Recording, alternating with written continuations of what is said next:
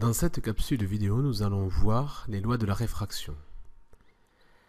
Soit un rayon incident qui vient frapper une surface de liquide, on constate que ce rayon est cassé et dévié au moment où la surface de séparation rencontre le rayon incident. Cette surface sépare deux milieux, le milieu incident l'air et le milieu émergent l'eau. Chacun des milieux est caractérisé par un indice. L'indice de l'air est par définition égal à 1. L'indice de l'eau, on le verra un peu plus tard, est égal à 1,33. Pour définir les angles, on trace une normale, une perpendiculaire à la surface.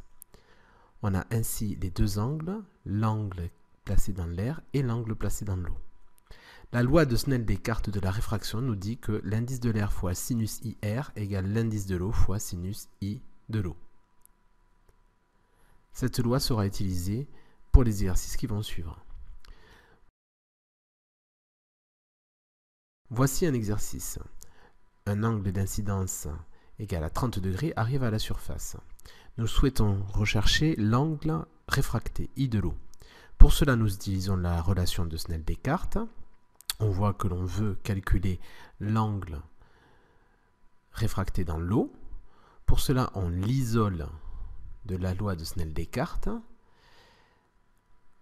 On passe à l'application numérique et on trouve un sinus égal à 0,376, soit, grâce à la calculatrice, un calcul de l'angle qui fait 22,1 degrés.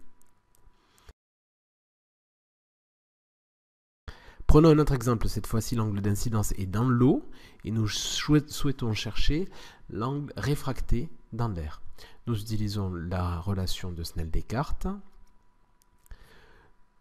Comme nous recherchons l'angle réfracté dans l'air, nous l'isolons dans cette loi. Nous passons à l'application numérique et nous trouvons donc un angle tel que le sinus est égal à 1,15, autrement dit un sinus supérieur à 1. Ceci est totalement impossible, le sinus ne peut pas être supérieur à 1. Cela signifie qu'il n'y a donc pas de rayon réfracté et le rayon est tout simplement réfléchi.